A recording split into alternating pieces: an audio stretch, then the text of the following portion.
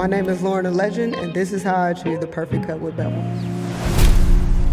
First, I apply the Bevel Shampoo to cleanse his hair without stripping any natural oils. Next, I apply the Bevel Conditioner to moisturize and condition his hair. The Bevel Pro and charging stand for the perfect fade and lineup.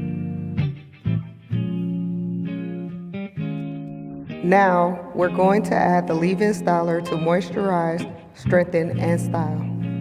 Next, we're going to add a dime-size amount of the 3-in-1 hair oil to lock in moisture and add shine. Next, we're going to add a little of the 2-in-1 pomade to help lock the waves in place.